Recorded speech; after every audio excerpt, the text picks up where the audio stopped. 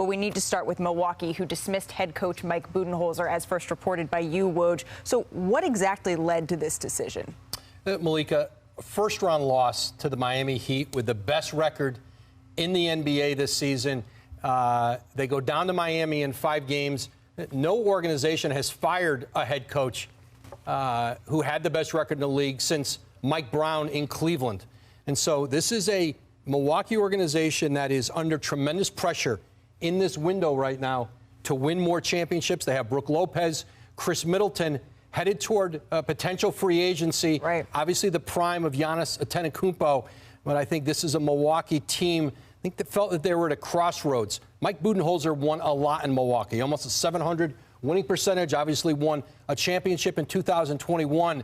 But this is now an organization that has a very, very appealing head coaching opening. Gentlemen, I want to get your thoughts on this. But first, Woj, I mean, you said it's a very appealing coaching opening here. Where are we looking? Who could we potentially see filling this role? Well, not just coaches that are available who don't have jobs now, former head coaches, assistant coaches in the league.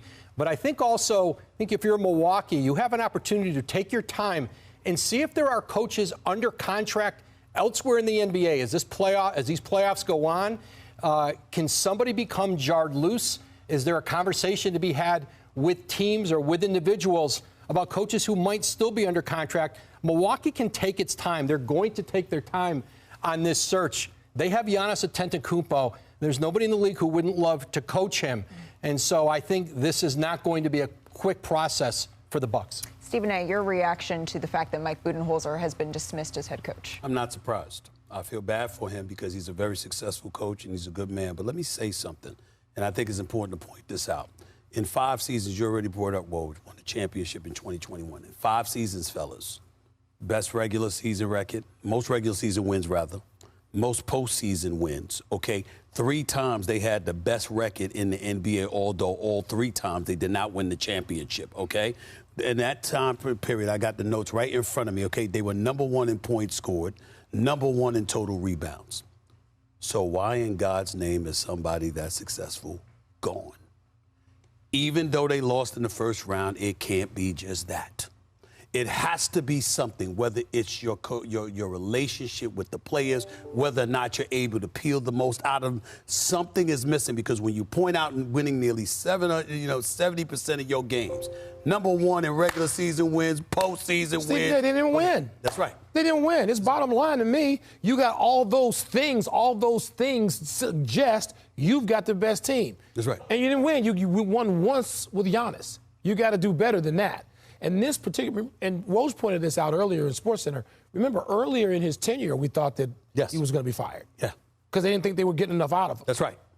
Okay, so you went and you had the best record in the league. You were the odds-on favorite to win this championship, or at least get to the finals from the East, and you didn't do it again.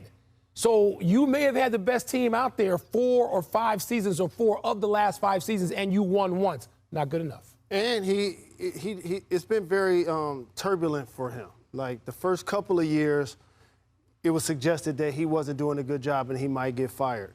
And there were so many people that felt like you couldn't win a championship with Middleton and Drew Holiday the second, third best players.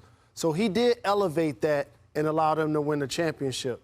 And when you look at Brook Lopez, he did reinvent his game. Bobby Porter did resurrect his career. And so there's been some great things that he's done.